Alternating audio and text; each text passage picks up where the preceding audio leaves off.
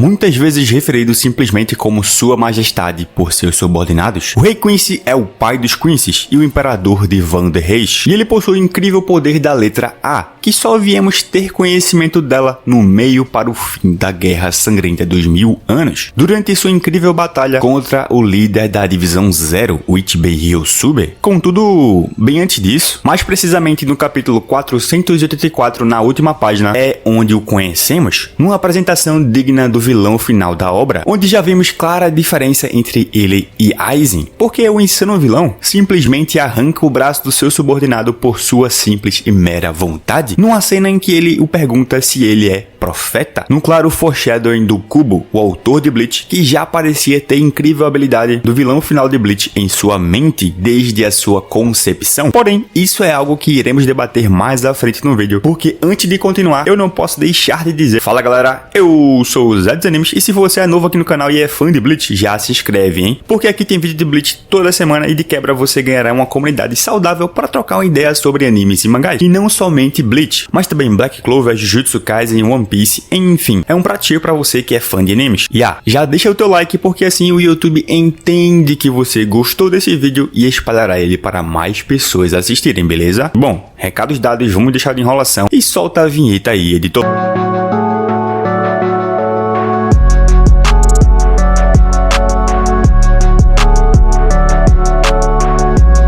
Quem é Yhwach? Sendo um autoproclamado amante da paz e acreditando que batalhas dolorosas devem ser encerradas o mais rápido possível, Yhwach tem ações um tanto quanto hipócritas em relação ao seu discurso. Afinal, ele se livra de subordinados sem pudor algum, mesmo que tenham jurado eterna lealdade, e literalmente quase destruiu o status do mundo atual para tentar voltar ao mundo original, algo que irei comentar com mais detalhes mais à frente no vídeo. Yhwach despreza valores como justiça e honra, e é por isso que ele odeia como a Gotei 13 se tornou, entre aspas, fraca durante os 1000 anos de sua ausência, já que, segundo ele, a Gotei 13 original era uma força a ser temida, porque não tinham misericórdia alguma dos inimigos. Além disso, como eu falei no início do vídeo, existe uma clara diferença entre ele e Aizen no modo de agir e como atuam como vilões, e embora os dois sejam extremamente estratégicos e tenham dado o famoso nó tático no Yamamoto quando enfrentaram o Gotei 13, Aizen é um tipo de vilão que joga xadrez, onde irá mover todas as suas peças primeiro, pra só assim então ele, o rei, começar a agir. Já o Yhwach, desde o início da primeira invasão dos Quincy's na Sereitei, se mostrou um líder muito mais ativo, que vai para a linha de frente com seus subordinados e lutará de imediato se necessário. Mas claro, isso é apenas uma introdução ao tema, para você descobrir todos os detalhes sobre quem é Yhwach, a sua origem, poderes e o quão poderoso ele realmente é. E para isso iremos fundo na sua história e participação dentro do arco da Guerra Sangrenta dos 1000 anos, para termos um maior entendimento do quão insano é o poder do Rei Quincy. Bom, deixado isso claro, agora vem comigo nessa jornada sobre tudo o que você precisa saber sobre Yhwach, porque temos um bom caminho pela frente e não podemos perder tempo. Parte 1. A origem do Rei Quincy. A história de Yhwach começa como a de todos os seres vivos, todos feitos de carne, ossos e sangue. Contudo, algo diferente fazia parte do dia a dia daquele que viria a ser um dos seres mais poderosos da história de Bleach, porque ele nasceu um bebê que não podia ver, ouvir, falar ou mesmo se mover. Porém, o que deveria ser algo assustador para qualquer um recém-nascido, ele não tinha medo, e mesmo que tivesse a capacidade de chorar, algo que ele não tinha, com certeza não teria feito, porque logicamente sabia que continuaria a viver, como se soubesse desde o seu nascimento que ele era um ser especial. E as pessoas ao seu redor tratavam Yhwach com grande reverência, porque todos que o tocavam descobriam que gradualmente ganhavam algo que lhes faltava, algo que acontecia porque Yhwach possuía o poder de compartilhar sua própria alma, e qualquer um que o tocasse recebia um fragmento dela, e esses fragmentos curavam as feridas que suas próprias almas sozinhas não podiam, ou seja, aqueles que tinham doenças ficavam curados e aqueles que estavam aflitos acalmavam os corações. Ao mesmo tempo, à medida que suas feridas cicatrizavam lentamente, os vários aspectos de cada pessoa estavam todos impressos nos fragmentos da alma de Yhwach, que haviam recebido até que esses fragmentos retornassem ao seu dono no momento da morte deles, e à medida que recuperava os fragmentos de sua alma que havia havia compartilhado, o corpo de Yhwach começou a ganhar funções. Seus olhos passaram a enxergar, seu corpo a se mexer, seus ouvidos a escutar e sua boca a falar. E a rima foi sem querer. E mesmo que ninguém tenha tocado Yhwach, tinha vivido por muito mais tempo, as pessoas continuaram a se reunir em torno dele, como se de fato o adorassem, como se ele fosse realmente um deus. E com o tempo, quando seus ouvidos surdos se tornaram capazes de ouvir, Yhwach percebeu que o povo havia começado a chamá-lo por um nome incomum,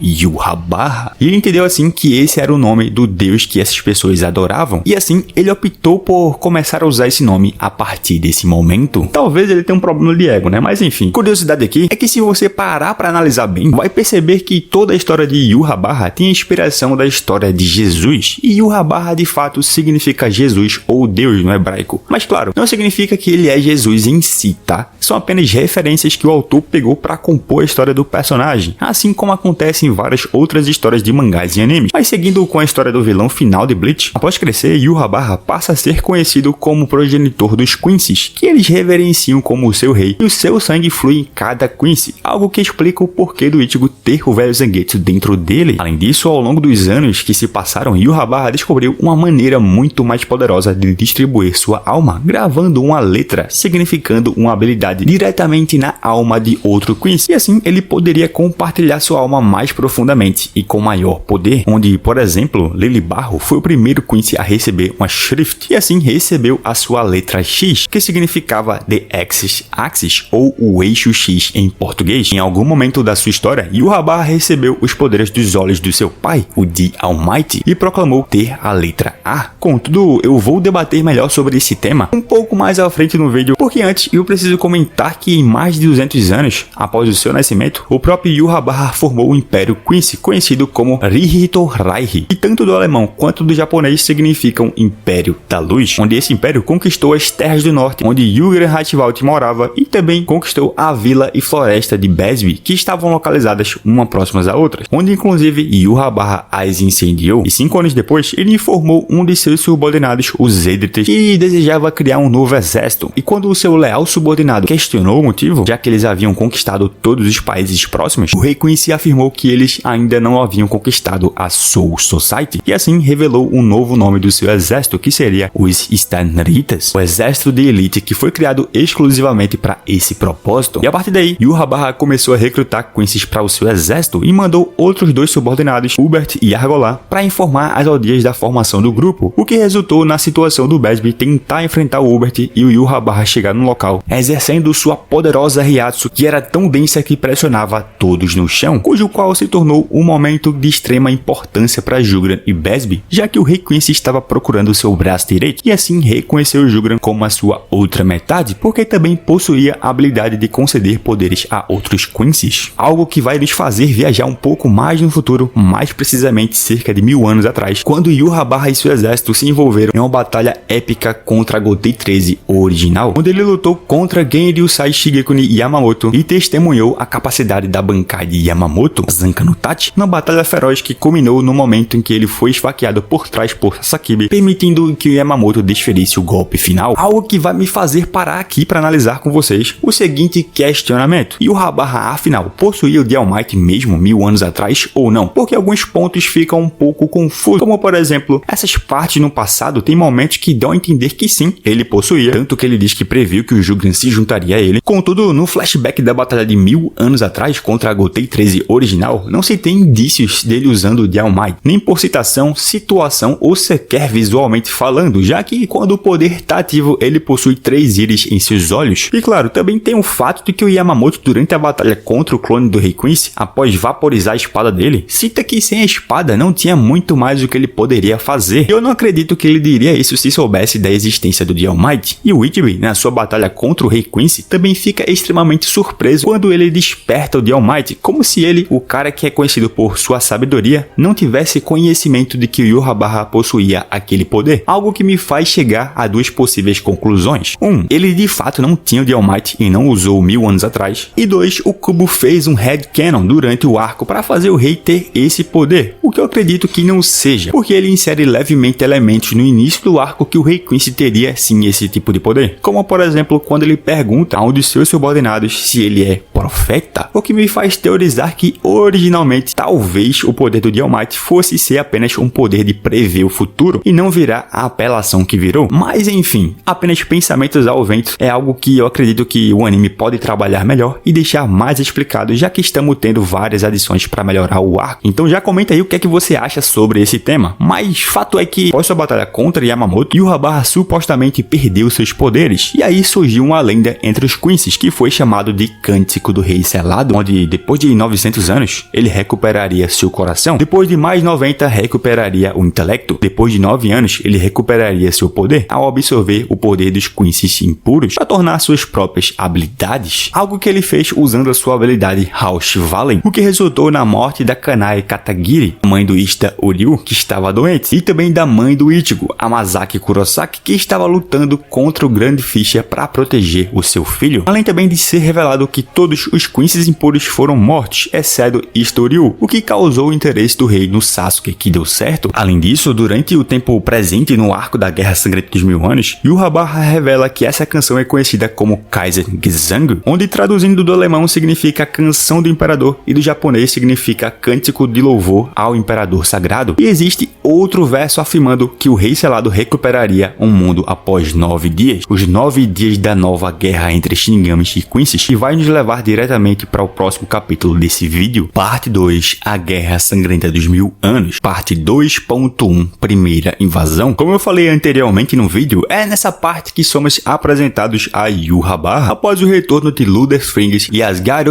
e Eban à base de Van der Heist, onde Yhwach afirma que não gosta de conflitos e corta o braço do Ludas como punição pelos dois estarem discutindo. Pergunta se o seu subordinado é profeta para dizer que 5 dias são necessários para que eles preparassem para a guerra contra Soul Society, algo que na minha opinião foi algo sutil que o Kubo deixou com referência ao poder do Quincy mais poderoso de Bleach. Além disso, é nessa parte que descobrimos que ele havia capturado a Haribel, que era a rainha do Ecomundo naquele momento, e a arranca mais forte, cujo qual vemos em cenas adicionais do anime que ele não teve dificuldade alguma para derrotá-la, o que já mostra que não só ele, mas os Quincy's como um todo são uma ameaça muito maior que o exército de Aizen e seus espadas. Outro ponto importante de se analisar do Yhwach nessa primeira parte da Guerra Sangrenta dos Mil Anos é de fato a sua participação na primeira invasão, onde embora ele tenha sido bem ativo em batalha, no primeiro momento ele foi mais estratégico e teve a expertise de invadir apenas quando recebeu a informação de que o Ichigo estava no Ecomundo ocupado. Também foi até o Muken para tentar convencer o Aizen a se juntar ao seu exército, o que graças a Deus não aconteceu, senão todos os Shinigamis iriam de base, porque juntar os dois vilões mais fortes da obra seria realmente algo bem desesperador para o lado do protagonista, a não ser que a gente descobrisse que o Ichigo era o sobrinho do Rei das Almas, porque né, o cara é tudo em Bleach. Enfim, piadas à parte, essa conversa entre os dois vilões é importante, porque o próprio Yhwach sedimenta que sim, ele conseguiria matar o Aizen, embora fosse levar muito tempo, o que fez com que o cosplay do Gold Roger de Bleach achar melhor deixá-lo preso e selado no Muken mesmo. Além disso, pouco depois do Gin Ryusai Yamamoto, o comandante das 3 divisões, o Shinigami puro mais poderoso de Bleach até aquele momento da história, ter derrotado o Standritter Royd Lloyd, que estava transformado no Yhwach por causa da sua capacidade de se transformar em outras pessoas e copiar as memórias e personalidade, o quartel da primeira divisão é destruído e o Rei Quincy aparece atrás do velho Yama rapidamente, algo que já mostra o seu nível insano de Rei Renkiako e também mostra a diferença enorme de poder dele para o seu clone, algo que fez ele até mesmo fazer uma provocação a Yamamoto por ter usado todo o seu poder contra o Royd, o que nos mostra duas coisas.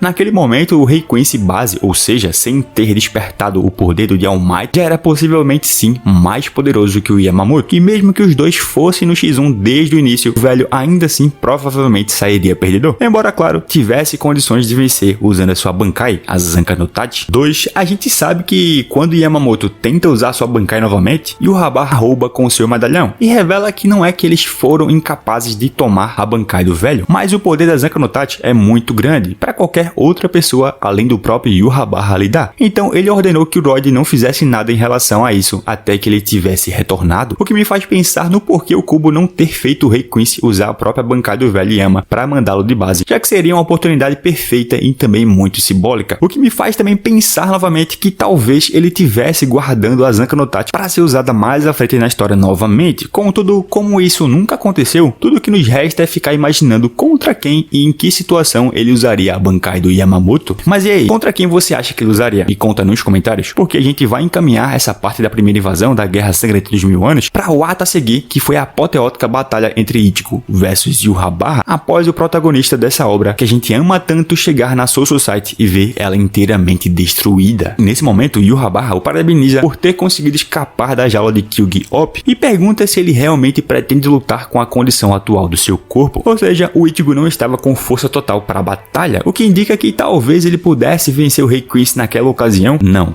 definitivamente não, porque mesmo se tivesse com poder total, naquele momento ele ainda não havia despertado seu verdadeiro poder e estava muito aquém tanto do Yhwach quanto do Yamamoto. Mas focando no protagonista desse vídeo, Yhwach consegue vencer o Ichigo facilmente, não sofreu danos aparentes ao receber um Getsuga Tensho negro e conseguiu derrubar e esfaquear o Ichigo em sua garganta no chão e teria feito um estrago se não fosse o Blood Venom do Digimon despertar no momento mais propício. Após esse acontecimento, o Ichigo libera um enorme Reiatsu e tenta atacar Yhwach. Contudo, o rei novamente sai ileso e é interessante perceber como o Kubo trabalhou seu vilão final desde o início do arco, como se ele fosse uma força impossível de ser alcançada, uma força capaz de acabar com tudo e toda esperança, e que foi o grande responsável pela maior derrota que os Shinigamis enfrentaram em toda a história de Bleach. Parte 2.2, segunda invasão. Após o Istouryu se juntar ao seu exército, Yhwach anuncia que Uryu se tornará o seu sucessor, algo que chocou a maioria dos Stadenritas. Contudo, o Juran, o braço direito de Vossa Majestade, percebe que ele só fez isso para que os outros Quincy's ficassem de olho nele, já que claramente ele havia mudado de ideia com segundas intenções, embora também tenha sido pelo motivo que ele estava vivo depois do House Valen, que matou a sua mãe, mesmo também sendo um Quincy mestiço. Além disso, é nessa parte da história que temos uma melhor explicação sobre o que são as Shrifts por parte do Yhwach, quando ele concede a letra A para o Ishida. Pouco depois, a segunda invasão se inicia e a Sereitei dá o lugar ao domínio das sombras dos Quincy's, que foi o local para onde eles fugiram após perder a guerra 1000 anos atrás, e que culminará em várias lutas ao longo do período de tempo, até o Ichigo chegar no campo de batalha, abrindo o caminho para que os Quincy's possam invadir o Palácio do Rei das Almas, já que, bom, as novas roupas dele possuem enormes poderes defensivos, porque são feitas dos ossos e cabelos dos membros da Guarda Real, permitindo que o Ichigo rompa as 72 barreiras entre a Soul Society e o Palácio do Rei das Almas ileso. No entanto, Yhwach revela que, por causa desse poder, as barreiras são incapazes de se reformar pelos 6.000 segundos seguintes, fazendo com que o Ichigo perceba que ele planeja partir para o palácio, algo que mostra mais uma virada de jogo na guerra por parte da estratégia de Yhwach, que vai se mostrando um dos personagens mais inteligentes da obra estrategicamente falando, já que ele, até esse ponto da obra, conseguiu usar as próprias ações do inimigo contra ele mesmo, o que também mostra um profundo conhecimento sobre quem ele estava lutando, o que é essencial em uma guerra. Além disso, também é interessante comentar o fato de que alguns Stadenritas foram morrendo ao longo da batalha, que, se a gente lembrar bem de como funcionam os poderes do rei, cada vez que alguém que possui um pedaço da alma dele morre, o pedaço volta para ele mais forte do que antes, o que é mostrado quando o Mask de Masculine perde para o Range e o seu poder volta para o pai dos Quincy's, o que permite a gente afirmar que o mesmo deve ter acontecido quando os outros Quincy's tiveram seus CPFs cancelados, o que implica que ele já estava um pouco mais forte do que o início do arco, o que vai culminar na invasão dele e da sua guarda real ao Palácio Real, e ao confronto com a Divisão Zero, onde o rei mais uma vez mostrou ao que veio e também o porquê dele ser o vilão final da obra. Mas eu tô me adiantando, então vem comigo que você vai entender o porquê, já que depois que o Nimaya derrota os Schutzstaffel, que são a sua guarda real, Yhwach ativa o House Valen e rouba o poder e a força vital dos Stadenritas da Sereitei abaixo, para assim reviver o seu Schutzstaffel, o que faz seus soldados voltarem à vida ainda mais poderosos. E depois de iniciar o House Valen e os Quincy's de Elite começarem o combate direto com 4 membros da Divisão Zero, Yhwach aparece diante de Ichibei Ryosube e pergunta se ele vai permitir que ele passe, apenas pro Ichibei lhe dizer para ter cuidado ao falar o seu nome tão facilmente, pois é provável que esmague sua garganta. E quando o Ichibei traça uma linha no chão e afirma que é aqui que ele vai derrotá-lo, Yhwach observa que isso é um pouco pequeno antes de afirmar que Ichibei morrerá 3 passos antes disso. No entanto, Yhwach é interrompido quando uma mão enorme o empurra para fora do palácio. Além disso, Yhwach tenta dizer algo, mas descobre que ele não pode falar por causa da maldição do nome do monge careca, o que faz o Rei Quincy perfurar sua própria garganta e proclama que ele se dá o poder da voz e parte para o ataque em direção ao Ichibei, o que vai levar em uma sucessão de eventos que vai parecer contraditório com o que eu falei no início dessa parte da invasão ao Palácio do Rei das Almas, porque o cosplay do Igor 3K, como eu chamo carinhosamente aqui nesse canal, simplesmente dá uma surra no vilão que deu até pena pena e iria terminar a guerra contra os Quincy's ali. Até que Yhwach finalmente mostra a habilidade mais poderosa da obra, a habilidade digna de um deus, e o porquê ele é o vilão final de Bleach. Porque após o Ichibe usar sua Bankai para fazer ele ficar fraco como uma formiga e usar o outro golpe que mataria Yhwach, o Rei Quincy desperta o The All Might e invade o chão da entrada do Palácio do Rei das Almas, o que deixa o líder dos Shinigamis incrédulo, sem entender o que está acontecendo, somente para o Quincy explicar que o The All Might permite que ele veja o futuro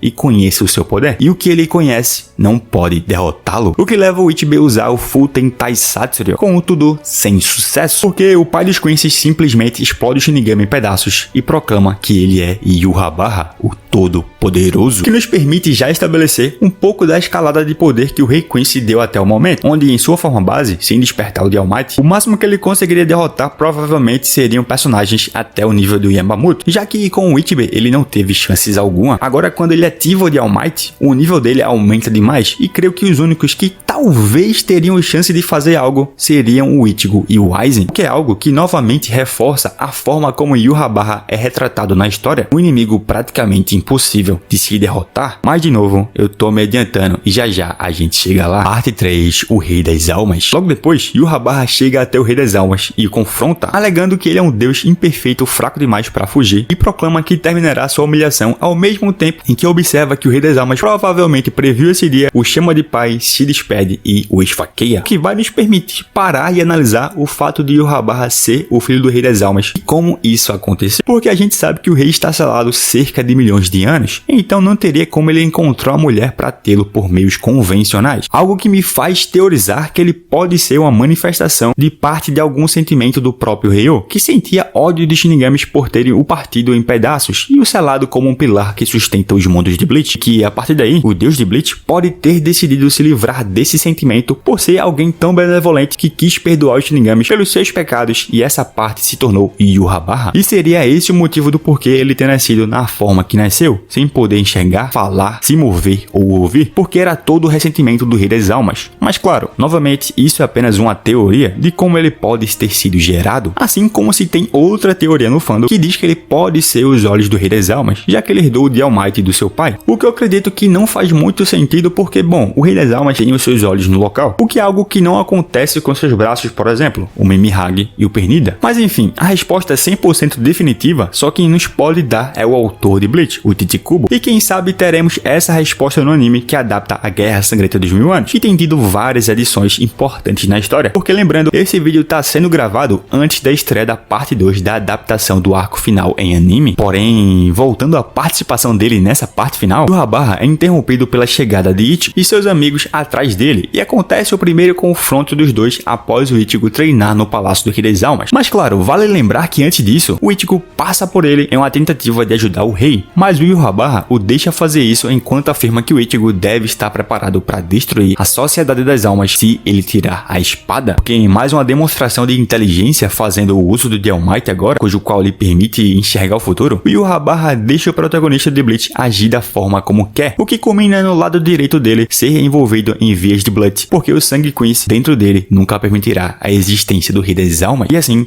o nosso Digimon favorito parte o Rei das Almas ao meio e o mundo começa a entrar em colapso. Momento esse em que os dois entram em combate de fato e tem uma trocação bem legal, até que o Kamikake do Kitaki chega até o Palácio do Rei das Almas e Mimihage, o braço direito do rei, o envolve para tomar o lugar como pilar e fazer os mundos entrarem em equilíbrio novamente, o que seria uma ponta de esperança no momento tão desesperador, até que, após uma outra breve trocação com Ichigo, o Ryu aparece e atira em Yoruichi no ombro, fazendo com que sua barreira ao redor do Rei das Almas se quebre, o que permite o Yhwach pegar o Mimihage, arrancá-lo do Rei das Almas e começar o seu processo para absorvê-lo, o que o faz decidir a absorver todo o Ryo, algo que realmente parecia não ser o seu plano original. Contudo, nessa jornada do personagem, que sempre o mostra como um ser quase impossível de ser derrotado, o patamar foi elevado e Yhwach consegue absorver o seu pai para aí sim se tornar um deus, um ser que definitivamente é impossível de ser derrotado, pelo menos numa batalha de 1 contra 1. o que veremos mais à frente no vídeo. Porque antes disso eu preciso dizer que se você ficou curioso sobre o quão poderoso é o Rei das Almas, na descrição eu vou deixar um vídeo aqui do canal onde eu explico nos mínimos detalhes como o ser mais poderoso de Bleach consegue ser um absurdo de poder. Mas não vai agora, porque a gente tá chegando numa das melhores partes do vídeo, porque os feitos do Yhwach, com boa parte do Ryu absorvido e ênfase na palavra